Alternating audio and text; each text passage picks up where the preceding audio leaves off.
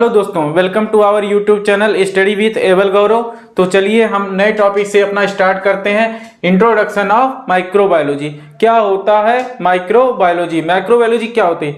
Microbiology वह subject है, वह विषय है जिसमें हम किसका अध्ययन करते हैं? माइक्रो ऑर्गेनिज्म का। किसका? माइक्रो ऑर्गेनिज्म का अध्ययन करने की जो सब्जेक्ट है, जो विषय है, उसी को क्या कहते हैं? माइक्रो और बायोलॉजी।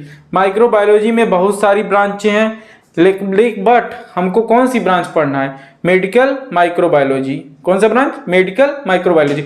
मेडिकल माइक्रोबायोलॉजी की अभी डिफिनीशन समझ लीजिए, फिर अभी लिखते हैं।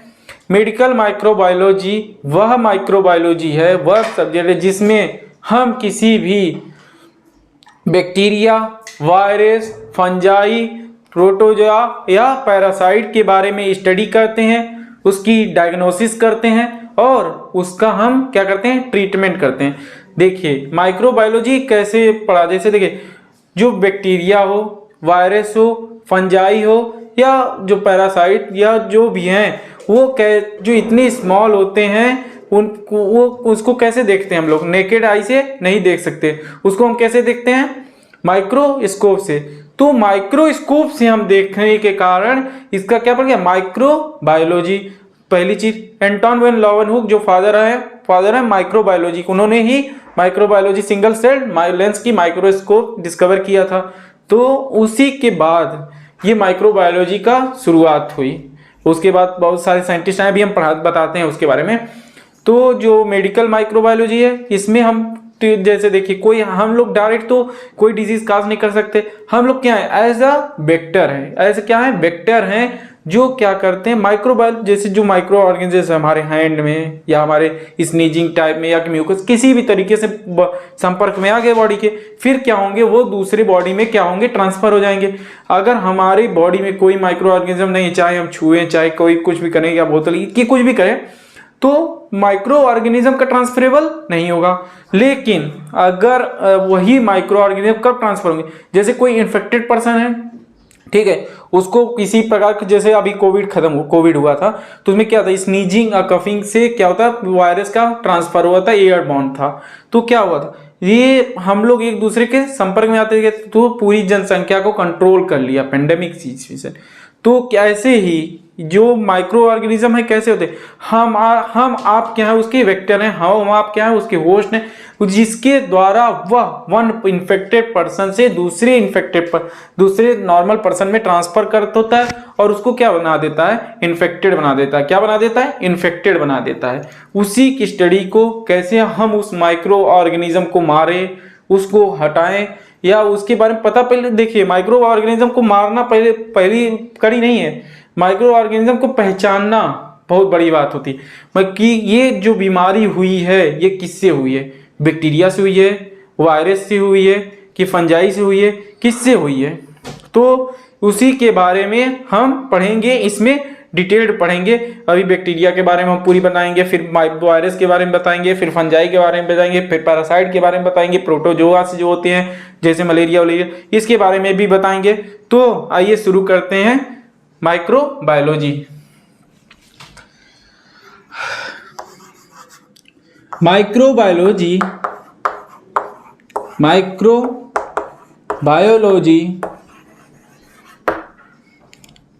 is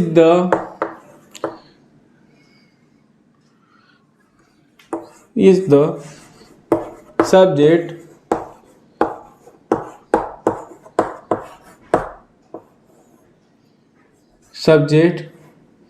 that deals with the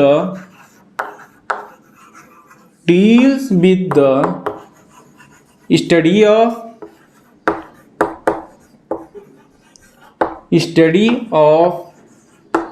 microorganism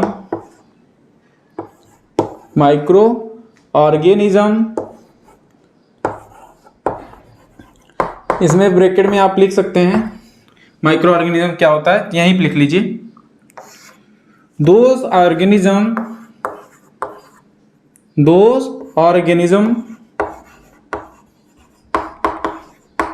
that we cannot we cannot see from naked eyes, from naked eyes। Bracket बंद कर देंगे, ये हो गया। Microbiology is the subject that deals with the study of micro organism. तो microbiology क्या है? वह सब्जेक्ट है जिसमें हम क्या पढ़ते हैं, किसी भी माइक्रो ऑर्गेनिज्म के बारे में, स्टडी के बारे में पढ़ते हैं। अब इसके आगे हम लोग को क्या पढ़ना है, क्योंकि हम किससे जुड़े हुए हैं, मेडिकल से जुड़े हैं। किससे जुड़े हैं? मेडिकल से जुड़े हुए हैं। तो हमको कौन सा सब्जेक्ट पढ़ना है? माइक्रोबायोलॉजी इंडस्ट्रियल है, केमिकल, कई प्रकार के माइक्रोबायोलॉजिस्ट होते हैं। हमको कौन सा पढ़ना है? मेडिकल। क्यों? क्योंकि एज अ जो हम लोग का प्रोफेशन है वो कैसा है, मेडिकल है। तो हमको कौन सा पढ़ना है? Medical microbiology. तो आइए शुरू करते हैं। Medical microbiology, medical micro biology, medical microbiology. इस मेडिकल माइक्रोबायोलॉजी में यहाँ लिखेंगे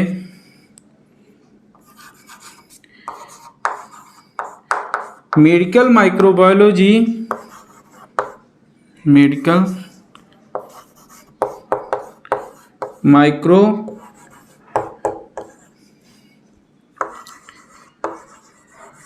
biology is the branch of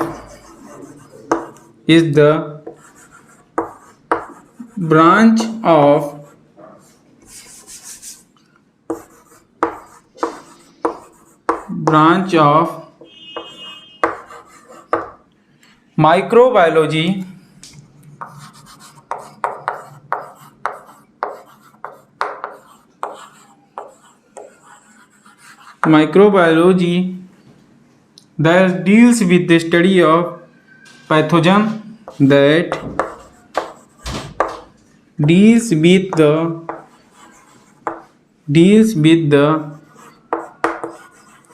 study, diagnosis,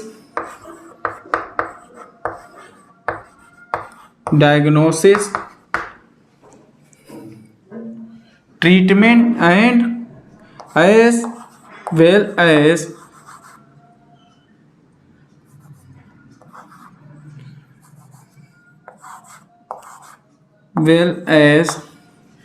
treatment of study of that is with the study of diagnosis,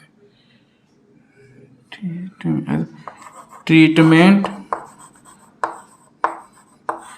caused by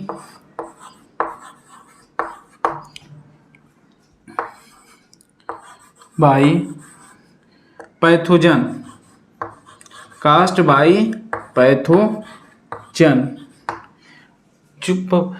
Medical microbiology is the branch of microbiology that deals with the study, diagnosis as well as treatment caused by pathogen.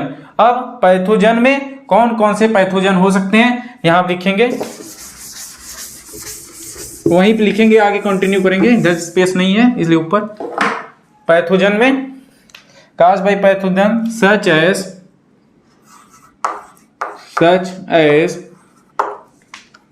Bacteria,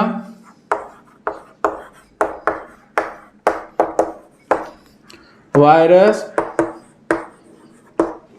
fungi and protozoa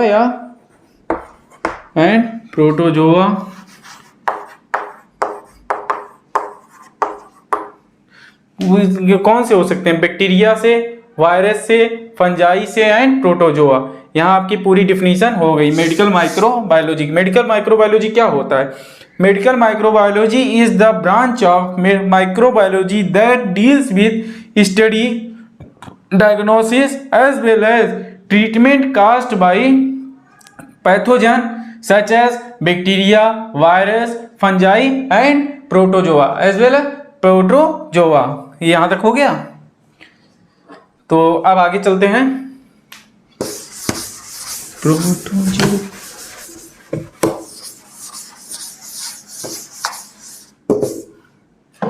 अब आ जाइए, इन यहाँ तक पढ़ लिया। तो अब ये शुरुआत होती है कि इनके, अब यहाँ ये आपको एक जनरल इंट्रोडक्शन हो गया है।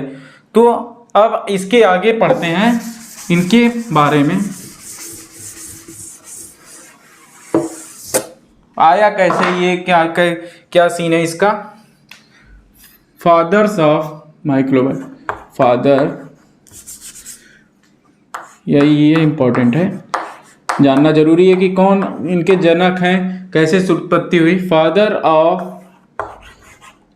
Microbiology,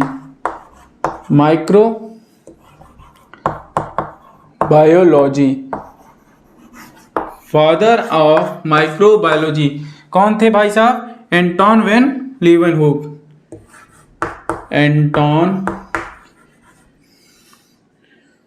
when Leeuwenhoek.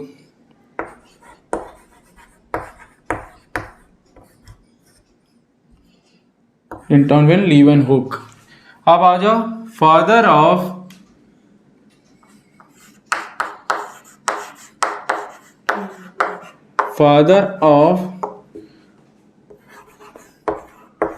Modern microbiology, father of modern microbiology, ये कौन है भाई बाबू? Robert Koch. कौन थे भाई साहब? रॉबर्ट कोच भाई साहब थे, रॉबर्ट कोच।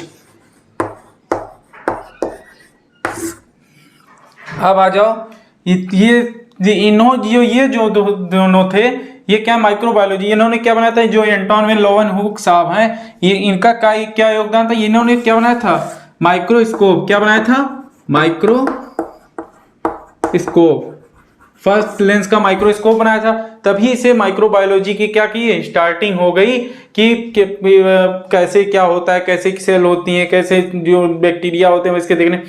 तो बाद में जब ये मॉडर्न बायोलॉजी रॉबर्ट कोच साहब आए और ये सब के बारे में इंटरनल स्टडी करने लगे, तब पता चला कि कैसे क्या होती है, कैसे स्पोर्ट्स होते हैं, कैसे ट्रीटमेंट किया जाता है, स्टेनिंग क्या होती है, ये सब के बारे में पता चला। और फादर ऑफ मेडिकल, जब आ जाइए फादर ऑफ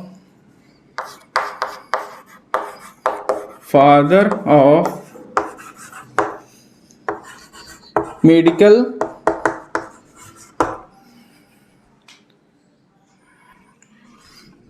माइक्रोबायोलॉजी, ये कौन थे भैया साहब? लुईस पास्चर भाई साहब। कौन थे? Lewis pasture, medical microbiology. ये कौन थे? Lewis pasture.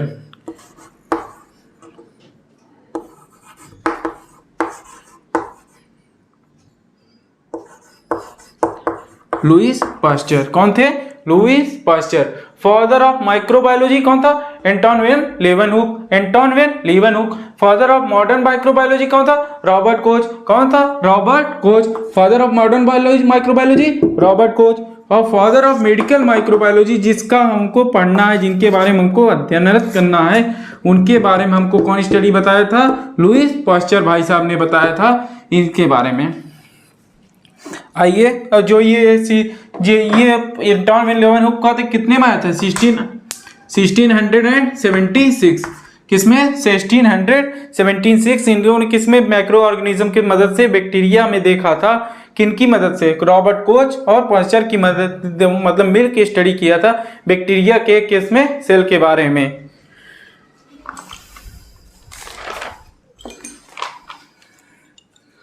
अब आ जाइए आगे। इतना सब ये माइक्रोबायोलॉजी का जनरल इंट्रोडक्शन था, इनके पिता जनक के बारे में हो गया। अब हम पढ़ेंगे जो 18 क्या थे? इन 1796 एडवर्ड जेनर, जो एडवर्ड जेनर भाई साहब थे, उन्होंने क्या बनाया था? पहली वैक्सीन बनाई थी। किसके अंतर्गत बनाई थी? काउ पॉक्स, जो बच्चों में फिर वो जो हो जाता है, जिस क्या कहते हैं, स्मॉल पॉक्स होता है, उसको इसके प्रति क्या हो, इम्यूनाइजेशन प्रदान करने के लिए क्या बनाई थी? वैक्सीन बनाई थी। कौन बनाया था? सर एडवर्ड जेनर साहब ने।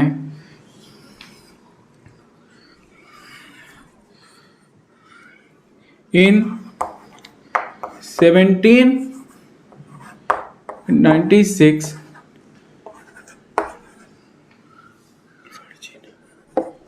Edward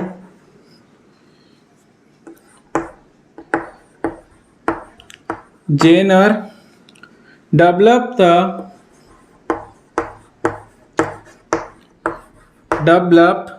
the method using cows. Develop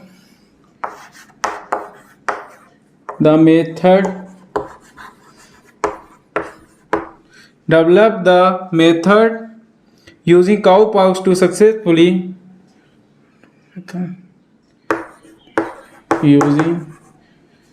using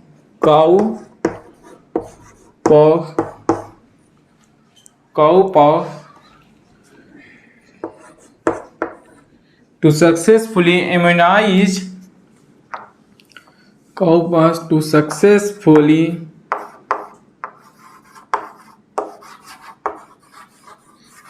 immunize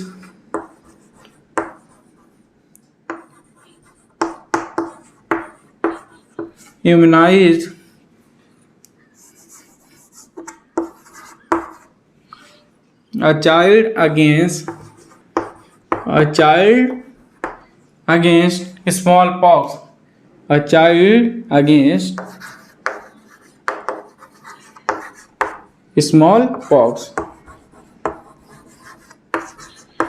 जो ये भाई साहब थे 1796 में एडवर्ड जेनर साहब थे, इन्होंने ही क्या बनाया था, वैक्सीन बनाई थी, पहली वैक्सीन बनाई थी जिसमें क्या किया, काउ पॉक्स को सक्सेसफुली इम्यूनाइज किया था एक बच्चे में, किसके जो चाइल्ड ये क्या हो जाता है, स्मॉल पॉक्स के प्रति जो काम इम्यूनाइजेशन को प्रोवाइड करता है, वैक्सीन बनाई थी।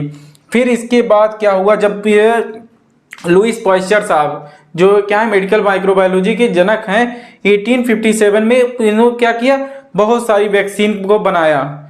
इन 1857 ये हो गया,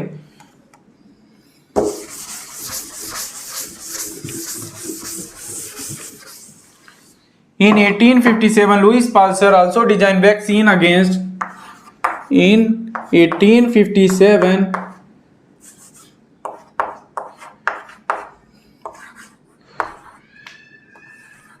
Louis Pasteur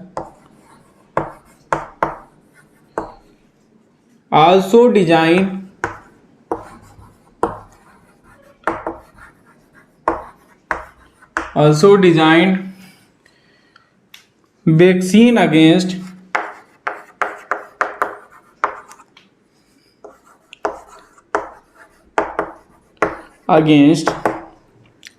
किसके, सेवरल डिजीज के खिलाफ। इन जो इसके बाद यही क्रांति आ गई, सेवरल डिजीज। इन्होंने क्या कहते, जो जैसे आर्थराइटिस, फंगल कोलेरा, रेबीज, इस सब के बारे में फिर जो वैक्सीन आती गई। और ये क्या किए, जो वैक्सीन है ये सबको कौन बनाया था, लुइस पाश्चर भाई साहब बनाए थे। इन्हीं योगदानों के कारण इनको क्या गया, father of medical microbiology. Several diseases such as लिख लीजिए, सच एज रेबीज, ये भी कुत्तों में जो बीमार, कुत्ता काटने से जो डॉग का बाइट करते हैं उनके कारण होता है। Rabies, fall cholera,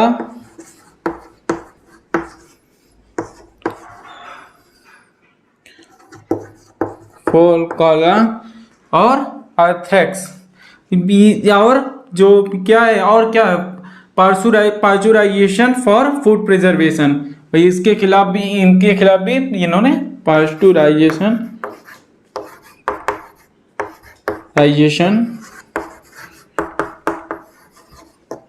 for food preservation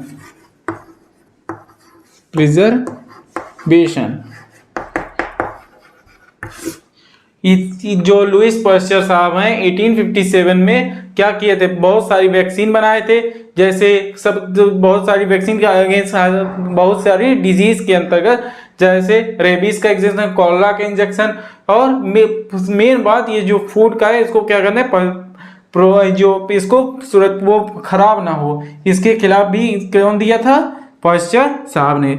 और देखिए जब मैं इसके बाद क्या हुआ, जब ये इतना सब कुछ हो गया, फिर जब क्रांति कब आ गई, जब क्या हुआ, ग्राम स्टेनिंग के बारे में हमको पता चला। स्टेनिंग कैसे करते हैं, तो पहले चीज स्टेनिंग क्या होती है इसके बारे में पढ़ते हैं।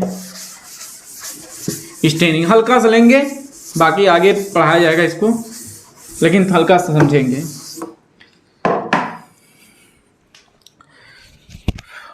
यहाँ एक पॉइंट लिखेंगे, इसके बाद स्टेनिंग के बारे में। A major milestone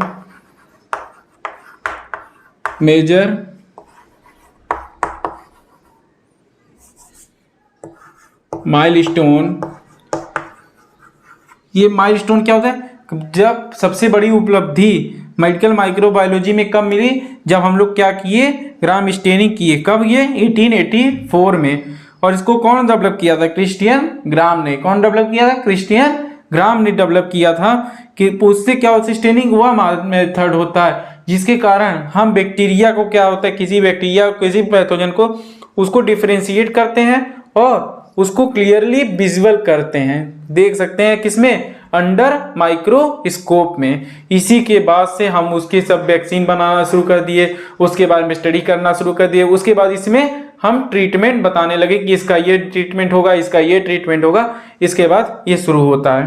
तो समझिए, a major milestone in medical microbiology, in medical microbiology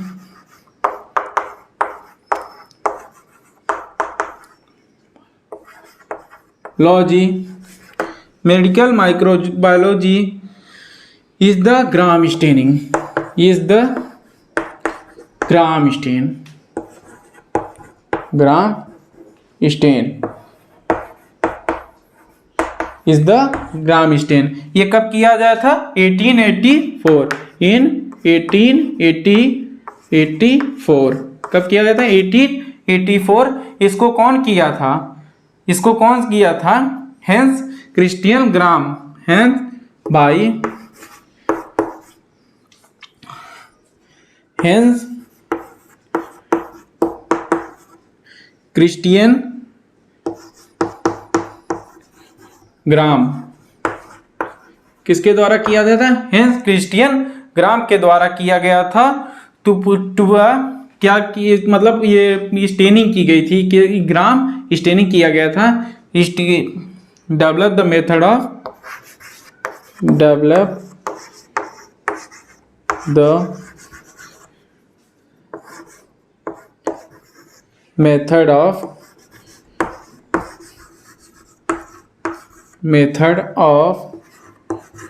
staining. अब फिर से देखेंगे, a major milestone in medical microbiology is the gram stain. कब किया गया था, 1884। किसके द्वारा, हेंस क्रिस्टियन ग्राम के द्वारा। To develop the method of staining, gram staining के मेथड को डेवलप करने के बाद, इसके बाद क्या हो गया, तरह तरह के बैक्टीरिया, स्पोर्स, चाहे प्रोटोजोआ, चाहे फंजाई, उसके बारे में हमको पता चलता गया। ये जब ये मेथड को डेवलप हुआ। अब आइए स्टेनिंग क्या है, हल्का से इसमें देखते हैं। What is staining, what is staining.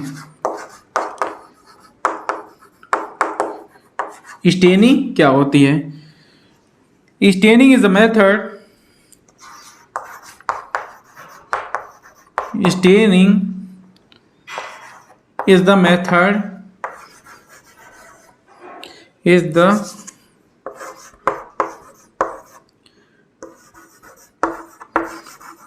method in which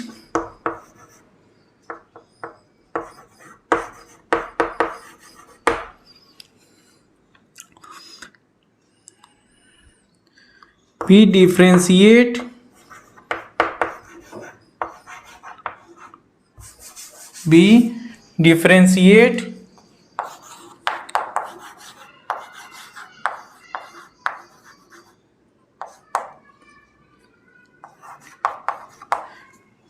as well as visual under microscope. ऐसे तो चाहे स्टेनिंग कर लो चाहे कुछ कर लो, ऐसे नहीं दिखेगा, दिखने के लिए क्या जरूरी होना चाहिए? माइक्रोस्कोप। माइक्रोबायोलॉजी पढ़ने के लिए माइक्रोबायोलॉजी में कौन सा? माइक्रोस्कोप के बिना हम किसी भी माइक्रो ऑर्गेनिज्म को देख नहीं सकते हैं। अंडर माइक्रोस्कोप, वो भी कौन सा? इलेक्ट्रॉन माइक्रोस्कोप ज़्यादा प्रिफरेबल है उसकी डिटेल स्टडी करने के लिए। ऐसे को देख सकते हैं, लेकिन इलेक्ट्रॉन जो माइक्रोस्कोपी होगी उसमें हम क्या क्लियरली विजुअल देख सकते हैं अंडर माइक्रोस्कोप।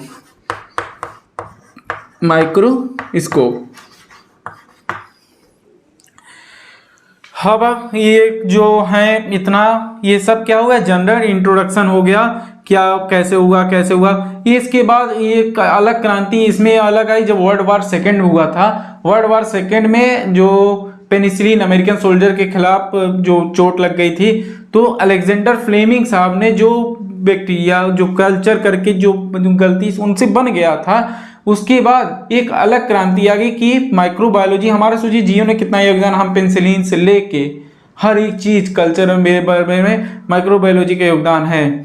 तो आप समझिए जब ये 1929 में जो अलेक्जेंडर फ्लेमिंग थे, 1929 में अलेक्जेंडर फ्लेमिंग थे, इन्होंने क्या डेवलप किया था? पेनिसिलिन डेवलप किया था। उससे क्या हुआ? एंटीबायोटिक थी जो हम जिस चोट लग गए उस पर क्या, कौन सी एंटीबायोटिक? पेनिसिलिन लगाने के लिए डेवलप हुई। तो वो किसकी मदद से है? माइक्रोबायोलॉजी। उसके बाद फिर अलग से तरह तरह की पता नहीं कितनी एंटीबायोटिक्स आ गई, लेकिन आज भी नाम किसका होता है? पेनिसिलिन का ही नाम होता है कि पेनिसिलिन खरीद के लगा लो, सही हो जाएगा चोट ना। आइए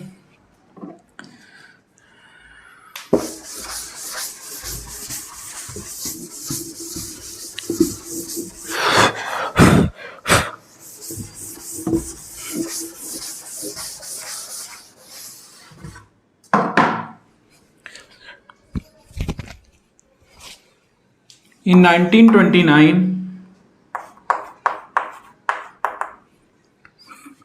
Alexander Fleming developed the most commonly used. In 1929, Alexander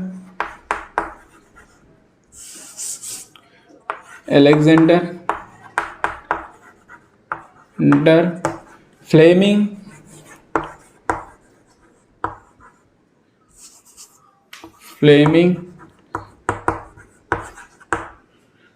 Alexander Fleming developed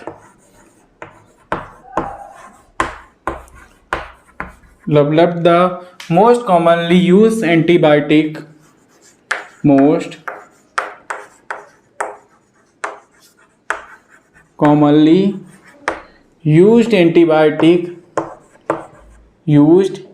antibiotics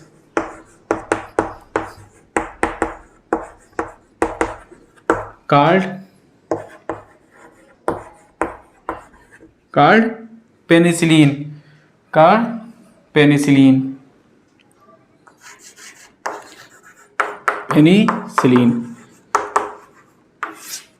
यहाँ पे आपका जनरल इंट्रोडक्शन क्या होता है? खत्म होता है। अब हम क्या पढ़ेंगे? जो डिजीज काज करते हैं, कॉमन जो डिजीज काज करते हैं, बैक्टीरिया, वायरस, उनके बारे में थोड़ा सा पढ़ेंगे। अभी आगे हम डिटेल में इसके बारे में पढ़ेंगे। बहुत हम छोटे छोटे में नाम लेते हैं, खाली इंट्रोडक्शन है तो इंट्रोडक्शन एज के वे में इसको हम पढ़ेंगे। तो आइए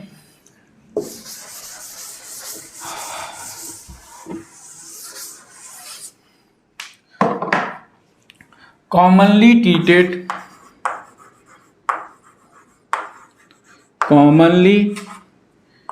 treated सम लिख दिए ना, कॉमनली नहीं, some commonly treated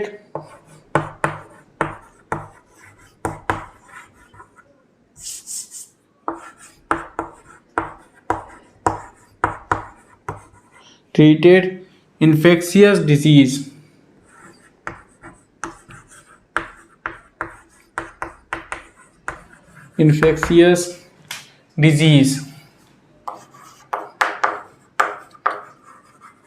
some commonly treated infectious disease। अब कोई न कोई ऐसे तो किसी पकड़ने छूने से तो बीमारी हो नहीं जाएगी, कोई बैक्टीरिया होगा, कोई वायरस होगा, कोई फंजाई होगी, उसी के द्वारा तो बीमारी होगी। तो उसी के बारे में पढ़ने के लिए किसके द्वारा कौन सी बीमारी होती है वो पढ़ेंगे। आप पहला हम किसके द्वारा पढ़ेंगे? बैक्टीरिया। प्रभु तुम पहले आ जाओ, बहुत खतरनाक चीज है, आइटम है ये। इसी से ज्यादातर बीमारियों को किससे होता है? बैक्टीरिया से। मेन सबसे ज्यादा बैक्टीरियल फीवर में कौन सा है? जब आम दिनों में हरदम किसी न किसी को हुआ ही रहता है, कौन सा है? टाइफाइड।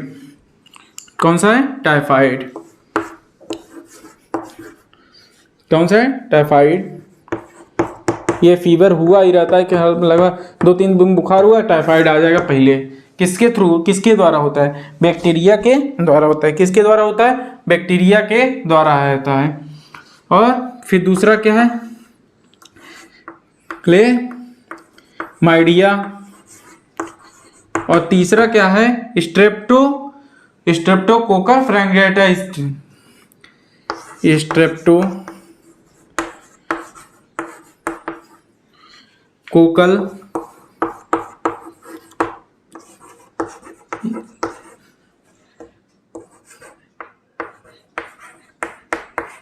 फ्रैंगाइटिस। और तीसरा क्या है सबसे इम्पोर्टेंट, मतलब लगभग सबके हो, तो मतलब सबको नहीं, आम जन या जो हम लोग जैसे कानपुर या रीजन या दिल्ली रीजन में ये सबसे ज्यादा होने वाली बीमारी है। कौन सी है? ट्यूबरक्लोसिस। कौन सी है? ट्यूबरक्लोसिस। ट्यूबरक्लोसिस। ये जो 3 बीमारियां सम कॉमन है, बहुत सी बीमारियां हैं सम कॉमन में, बैक्टीरिया में इतनी बीमारियां हैं। अब इसके बाद कौन सी आ जाती है अपनी? Viral disease. कौन सी है? वायरल।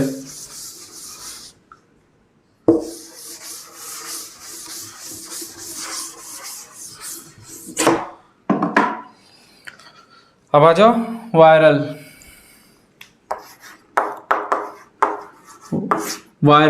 अब वायरल में देखिए कॉमन कोल्ड भी मान लो, ये भी क्या है? पहला लिख लो, इसको तो पहले लिखो, कॉमन कोल्ड। ये लगभग हर तीसरे बंदे को लगभग हरदम पड़ा रहता है कॉमन कोल्ड, मार छींक छाक मारचाए रहते हैं। तो क्या होता है? कॉमन कोल्ड, ये बहुत कॉमन है। फिर क्या है? Rotavirus. Rotavirus. Hepatitis C. Hepatitis C. और कौन सा है? Human papilloma virus. ह्यूमन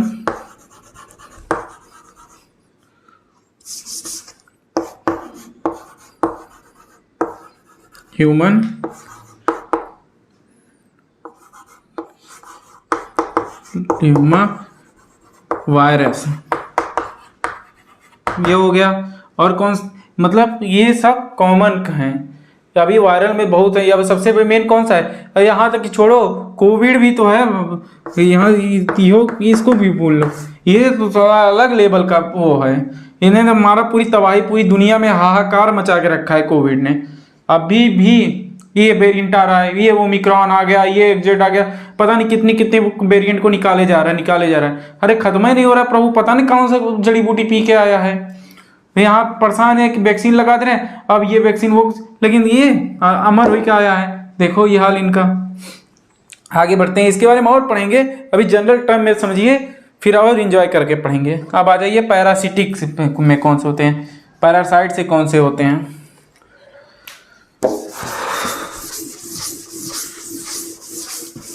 अब आ जाइए पैरासिटिक।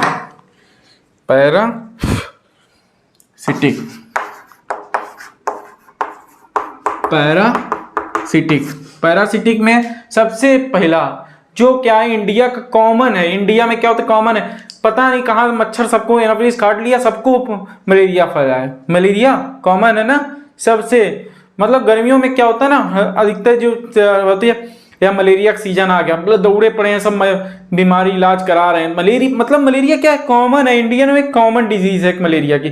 पहले होता था मलेरिया हो गई, अरे इतना है, ये ऐसे करना है। जब पहले डिजीज कोई आती है ना तो बहुत एकदम हाई पीक पे होती है। अब जैसे पहले कोविड में आया था तो कितनी कितनी बीमारियां लेके मतलब कि सबको कैसा ऐसे रहो वैसे रहो, सबको जीना कैसे सिखा दिया। पहले कौन सैनिटाइज करता था, कौन मास्क लगाता, कोई नहीं। लेकिन आप देखो इतना अवेयरनेस आ गई है लोगों के प्रति कि क्या हो गया, सब मास्क लगा रहे हैं, सैनिटाइज कर रहे हैं। तो क्या कि बीमारी ने एक पूरा जो हमारा पैटर्न है, पैटर्न ऑफ लिविंग, उसको क्या कर दिया, पूरा पूरा क्या कर दिया, उसने चेंज कर दिया। पूरा क्या पैटर्न क्या कर दिया, चेंज कर दिया।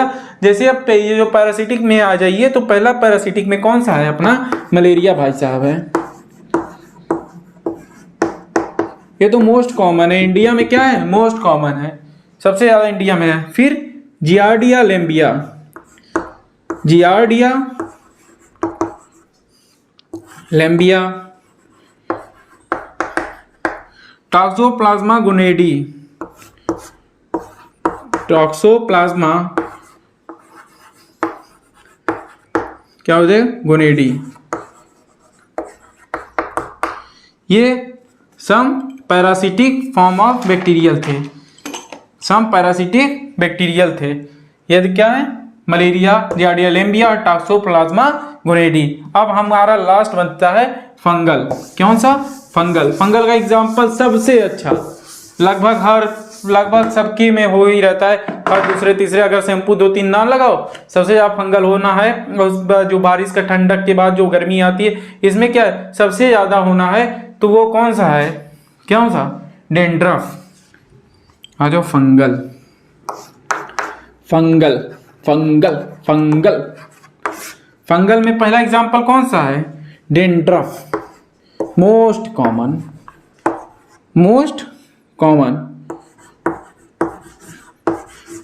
मोस्ट कॉमन है, सब में है। हिस्टोप्लाज्मोसिस, फिर क्या है, हिस्टोप्लाज्मोसिस, हिस्टोप्लाज्मोसिस। हिस्टोप्लाज्मोसिस के बाद एक क्या है, कैनेडिया। अरे बहुत पहले से बहुत कुछ है फंगल में, लेकिन उसके बारे में अभी आगे पढ़ेंगे। जो जब हम क्या होगा, इसके बारे में डिटेल पढ़ाएंगे, जब बैक्टीरिया के पूरा पढ़ाएंगे, जो पैरासाइट के पूरा पढ़ाएंगे, प्रोटोजोआ पूरा पढ़ाएंगे, तब उसमें डिटेल में पढ़ेंगे। अब जो है काज और transmission of infectious disease.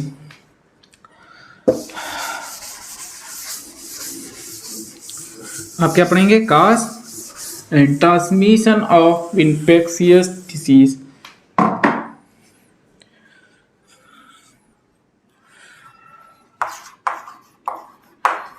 Cause and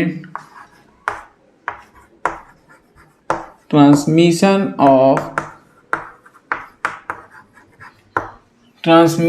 of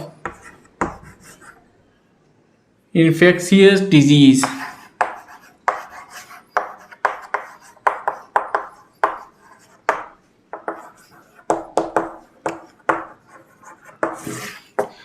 cause and transmission of infectious disease।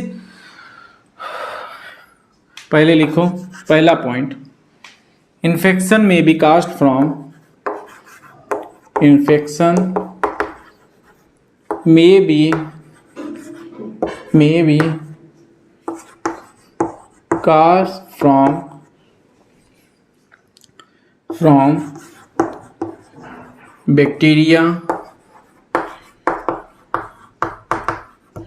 Bacteria virus fungi and कौन सा, bacteria virus fungi and parasites.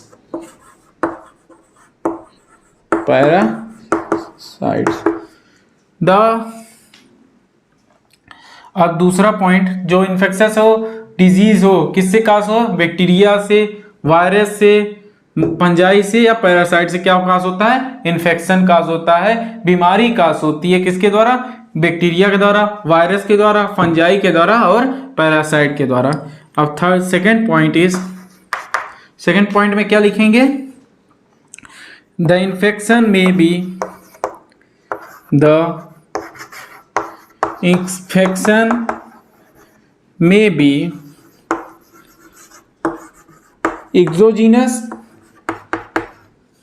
exogenous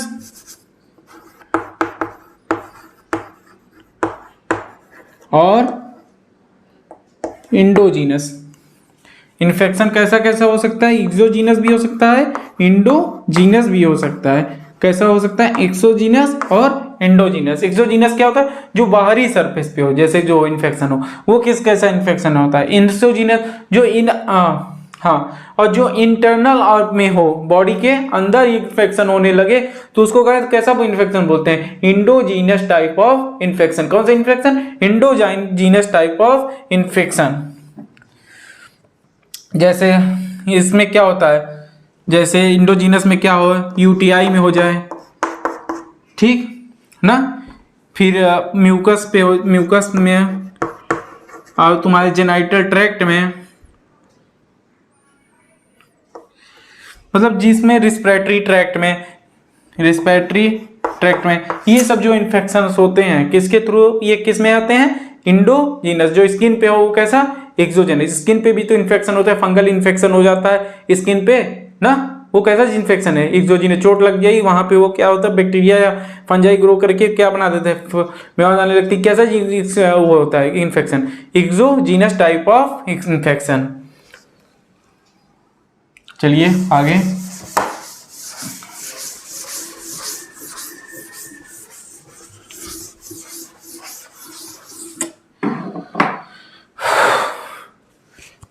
These are various, नहीं इसमें लिखिए various way to transmit diseases, transmit diseases।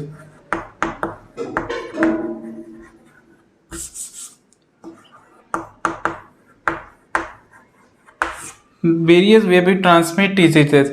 एक होता है direct contact, पहले लिख लें। देखो भैया, डायरेक्ट कांटेक्ट, इनका भैया डायरेक्ट कांटेक्ट है किसी से। किससे है? किसी भी पर्सन का, इन्फेक्टेड पर्सन से क्या होना? डायरेक्ट कांटेक्ट होना, होस्ट सेल का डायरेक्ट कंटेक्ट में आ जाना। कैसा डायरेक्ट कांटेक्ट क्या होता है? इन्फेक्शन होता है। जैसे हम किसी को इन्फेक्शन हुआ, मैंने डायरेक्ट उसके संपर्क में आए तो कैसा इन्फेक्शन होगा? Direct contact of infection. Touching infected host, touching infected host,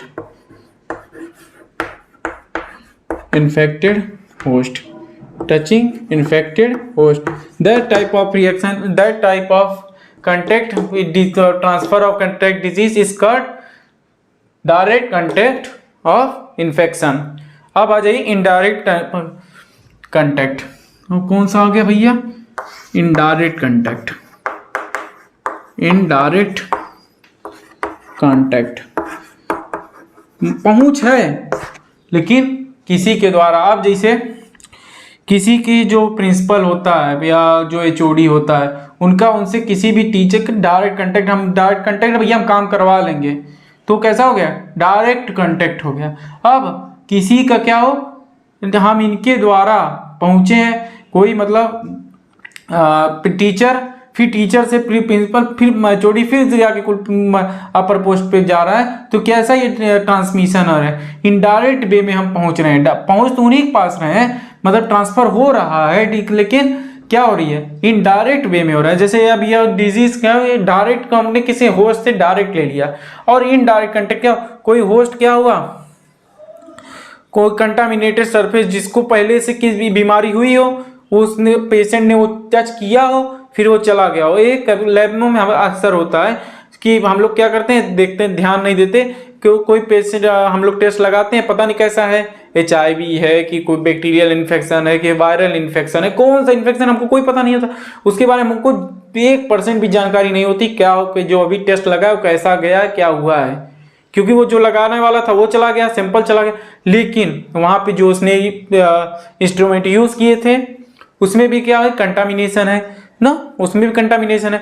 as well as वहां पे जो चीजें रखी हैं उसी हिसाब प्रॉपर जो हमारा बेस है, जिसपे साफ सफाई भी नहीं है, तो अल्टीमेटली वहां पे इन्फेक्शन तो फैला ना, इन्फेक्शन फैला। तो जो फिर हम क्या करेंगे, उसको टच कर रहे हैं, तो वो जो कांटेक्ट है जिसके द्वारा हमको इन्फेक्शन हो रहा है ना, हम उसके जिम्मेदार नहीं है, लेकिन हमको इन्फेक्शन हो रहा है, हमको कैसा इनडायरेक्टली वे में क्या था, इनडायरेक्टली वे में क्या हमको इन्फेक्शन हो रहा है, that type of infection is called indirect contact of infection. कैसे इन्फेक्शन कहते हैं, indirect contact of infection. Touching the contaminated surface,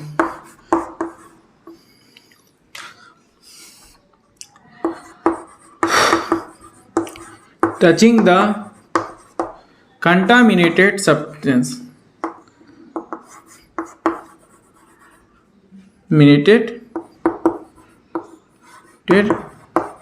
surface, ये क्या ये हो गया। अब क्या, एक डायरेक्ट हो गया, एक इनडायरेक्ट हो गया। अब क्या हो गया, एक और आता है बहुत इंपॉर्टेंट, ड्रॉपलेट कांटेक्ट। कौन सा, ड्रॉपलेट कांटेक्ट। ये कौन सा इन्फेक्शन आ गया भैया, ड्रॉपलेट कांटेक्ट। जैसे किसी के पास बैठे हो, मारा आछे या खो खो मार दिया, तो क्या हो गया, उसका जो सलाइवा है, उसका क्या हो गया, जो सलाइवा है वो क्या पहुंच गया, उसके वो इन्फेक्टेड है, उससे क्या ट्रांसफर हो गया, आप पे ट्रांसफर हो गया। वो जो इन्फेक्शन होता है, वो जो इन्फेक्शन है, क्या जब छींकते हैं तो क्या निकलते हैं, ड्रॉपलेट्स, वाटर के ड्रॉपलेट्स टाइप के निकलते हैं। वो क्या हो गया, हाँ, पर्सन टू पर्सन क्या हो गया, ट्रांसफर हो गया कोविड की तरह। तो क्या हो गया, पर्सन टू पर्सन क्या हो गया, ट्रांसफर हो गया। दैट्स ऑफ इन्फेक्शन इसका ड्रॉपलेट कॉन्टेक्ट ऑफ इन्फेक्शन। इसमें कैसे होता है, स्नीजिंग एंड कफिंग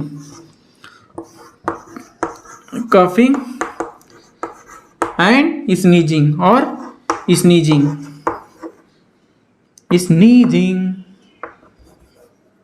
स्नीजिंग। अब ये हो गया। अब दूसरा सबसे बड़ा फीकल ओरल रूट इन्फेक्शन। कौन सा भैया, faecal oral route infection. Faecal oral route infection, route पे जा रहे थे, इन्फेक्शन हो गया। ऐसा भी ना है, फीकल ओरल रूट मतलब फीकल मैटर से क्या, ओरल इंजेक्शन, कंटामिनेटेड फूड और वाटर हम जो खा लेते हैं, फुल्की पानी पूरी मार लगाए रहती हैं, लड़कियां सबसे आगे हैं इसमें, पानी पूरी खिलाओ, पानी पूरी खिलाओ, पानी पूरी खिलाओ। ये नहीं देख रही कैसे हाथ धो, कैसे कर रहा है, ऐसे बालों को जा रहा है, पसीनों को ले रहा है, बदबू कहाँ डाल रहा है, लेके पानी में ऐसे घोर दिया, बोलो बहुत टेस्टी है, बहुत यम्मी बना है। ये क्या नहीं है, यह सुना, यही होता है। तो ये क्या करें, बहुत यम्मी बना है, वही टेस्टी बना है, बोले खा लिए, पता चला अगले दिन क्या एमीबियासिस हो गई, पेचिस पड़ रही है। क्यों कि ये क्या पॉइंट, ये किसके थ्रू हुआ है, वहां पे जो पानी है वो क्या है, फुल्ली कंटामिनेटेड है, फुल्ली कंटामिनेटेड है, बहुत नुकसानदेह है।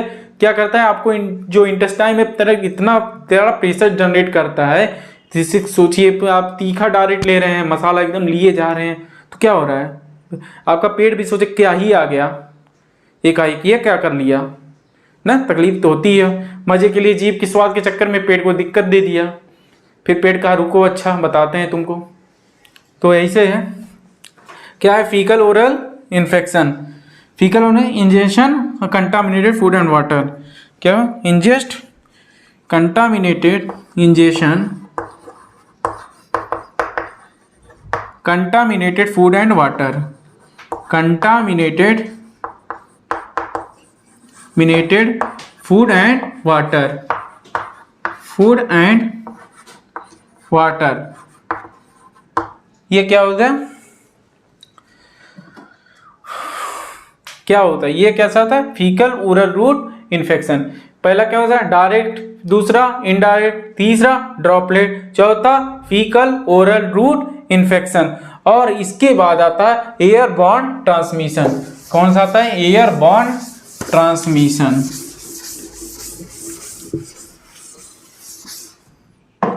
आ जाइए, airborne transmission, airborne transmission. Airborne transmission.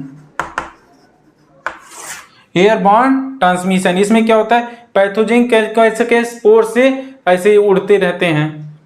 अब तो तुमको भी नहीं पता है कैसे हमको इन्फेक्शन हो जाएगा। स्पोरिक फॉर्म में पैथोजन कैसे चलते हैं, स्पोर फॉर्म में ऐसे उड़ते रहते हैं, इतने माइक्रो हवा के साथ उड़ रहे हैं, चल रहे हैं। तुम्हारी इम्यून सिस्टम वीक हुई, तुमको इन्फेक्शन हो गया, तुमको बीमारी लग गई।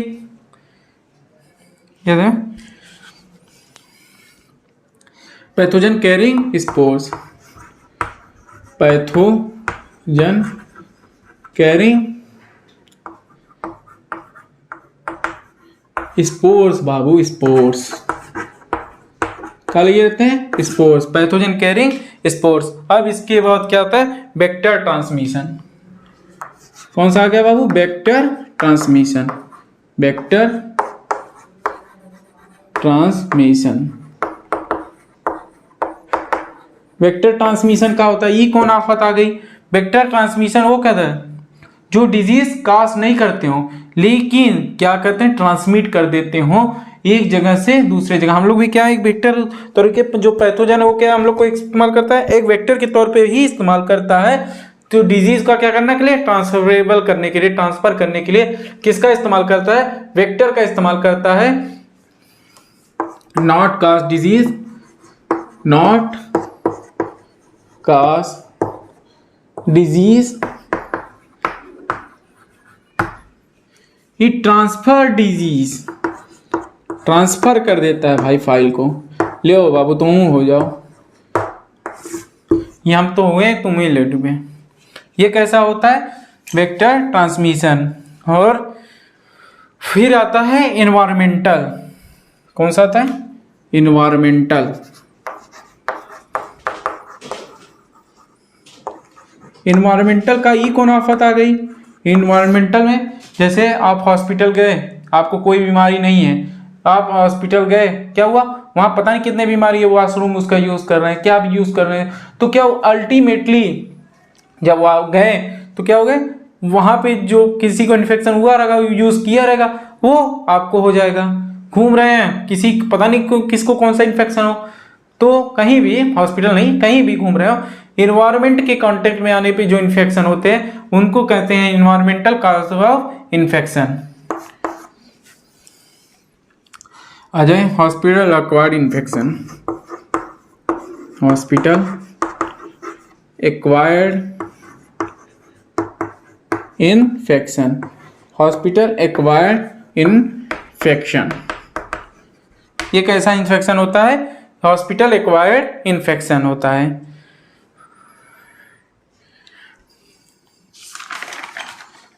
अब आ जाओ इसके डायग्नोस्टिक टेस्ट के बारे में, इसके बारे में पढ़ेंगे, डायग्नोस्टिक टेस्ट के बारे में।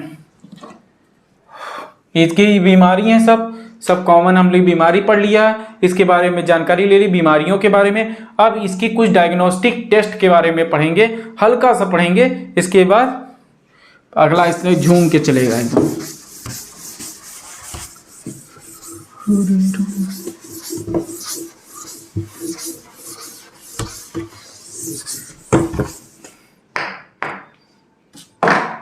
डायग्नोस्टिक टेस्ट,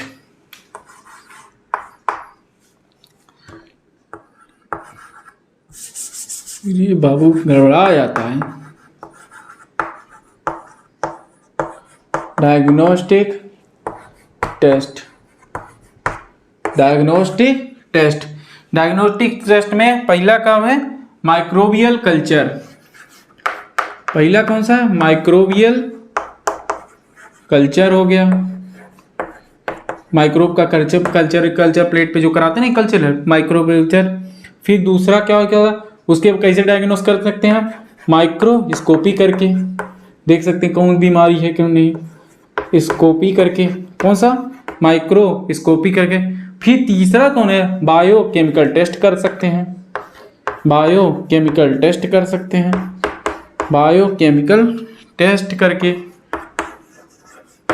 बायोकेमिकल टेस्ट करके। और फिर क्या, जीन टाइपिंग, कौन सी जीन हुआ है, जीन में हुआ है, किसके थ्रू, जीन टाइपिंग के थ्रू, जीन टाइपिंग के थ्रू पता कर सकते हैं। और उसके बाद क्या, जीन एक्सरे से भी पता कर सकते हैं, ये सब तरीके हैं कैसे पता कर सकते हैं। फिर एक और रे होता है, मतलब एक और इससे जांच होती है जिससे स्कैन होता है, जिससे पता चल सकता है। कौन सा होता है? कॉमनली यूज डॉक्टर्स लिखते हैं सीटी स्कैन। कौन सा? CT scan. सीटी स्कैन हो गया। और एक और होता है, कौन सा? PET scan. ये सब बताएंगे क्या होता है, कैसे क्या जांच करते, कैसे क्या होता है, इसके बारे में हो गया। अब देखिए पहला डायग्नोसिस कैसे कर सकते हैं, पहले में माइक्रोबियल कल्चर करके, कैसे करके? माइक्रोबियल कल्चर करके। दूसरा कैसा? उसकी माइक्रोस्कोपी करके। तीसरा करके बायोकेमिकल टेस्ट लगा के। तीसरा कैसी जीन है, जीन टाइपिंग करके। एक्सरे के द्वारा, सीटी स्कैन के द्वारा और पीटी स्कैन के द्वारा। अब आ जाओ माइक्रोबियल कल्चर। माइक्रोबियल कल्चर 3 प्रकार के होते हैं, सॉलिड कल्चर, लिक्विड कल्चर और सेल कल्चर। कितने प्रकार के कल्चर होते हैं? सॉलिड कल्चर, लिक्विड कल्चर और सेल कल्चर। आ जाओ, एक होता है सॉलिड कल्चर, सॉलिड कल्चर, और क्या होता है? लिक्विड कल्चर, लिक्विड कल्चर, और तीसरा वो सबसे लास्ट है सेल कल्चर। इसके बारे में अलग अलग पूरा पढ़ाएंगे। सेल सॉलिड कल्चर बहुत बड़ा है, लिक्विड कल्चर भी। ऐसे इसको खाली अभी जान लीजिए, ये जनरल पॉइंट है स्टडी के बेस पे। देखिए ये आपका क्या हो गया? General introduction of microbiology. क्या है? General introduction of microbiology. इसमें हम पूरी जानकारी पाएंगे कि कैसे क्या होता है, कैसे कि मतलब पूरा फुल से रिवाइज करते हैं। इसमें क्या होता है? हमने क्या पढ़ा? माइक्रोबायोलॉजी क्या है, क्या मतलब डिजीज के ऑर्गेनिज्म की स्टडी करने को क्या कहते हैं? माइक्रोबायोलॉजी। फिर माइक्रोबायोलॉजी के बाद हमने क्या पढ़ा कि ये मेडिकल माइक्रोबायोलॉजी, वह माइक्रोबायोलॉजी जिसके द्वारा किसी क्या होता है इन्फेक्शियस डिजीज के जो काजिंग ऑर्गेनिज्म है उनके बारे में डिटेल स्टडी करना, या उनको डायग्नोस करना, या उनको देखना अंडर माइक्रोस्कोप, इसका मेडिकल माइक्रोबायोलॉजी। फिर तीसरे इसके बाद हमने क्या पढ़ा इसके बारे में? कैसे काज होते हैं, बैक्टीरिया से कौन कौन डिजीज काज होती हैं, वायरस से कौन कौन से डिजीज काज होती हैं, फंजाई से कौन कौन सी डिजीज काज होती हैं, इसके बारे में पढ़ा। तीसरे नंबर पे क्या पढ़ा? इसके बारे में इन्फेक्शन क्या होता है, जो ऑर्गेनिज्म में कास्ट करते हैं किसके द्वारा इन्फेक्शन होता है, मतलब वेक्टर होते हैं, होस्ट होता है। वेक्टर क्या होता है? वेक्टर वह चीज जिसके द्वारा इन्फेक्शन का जो होस्ट है, जिसके अंदर क्या माइक्रो ऑर्गेनिज्म सर्वाइव करके फिर वेक्टर द्वारा ट्रांसफरेबल होता है। ये सब के बारे में पढ़ा। और तीसरे नंबर पे क्या है? डायग्नोस्टिक टेस्ट के बारे में पढ़ा कि कितने प्रकार के हम टेस्ट माइक्रोबियल के लिए टेस्ट कर सकते हैं, क्या माइक्रोस्कोपी कर सकते हैं, जीन टाइपिंग कर सकते हैं, बायोकेमिकल टेस्ट लगा सकते हैं, सीटी स्कैन कर सकते हैं, एक्स-रेस करते हैं, पीईटी स्कैन कर सकते हैं। ये सब के बारे में पढ़ा। तो माइक्रोबियल कल्चर में सॉलिड कल्चर क्या, लिक्विड कल्चर और सेल कल्चर के बारे में पढ़ा। तो ये ओवरऑल आज का लेक्चर हुआ है। अब इसके आगे हम पढ़ाएंगे जो स्टेनिंग बैक्टीरिया के बारे में, स्टार्ट करेंगे बैक्टीरियोलॉजी से। धन्यवाद, थैंक यू।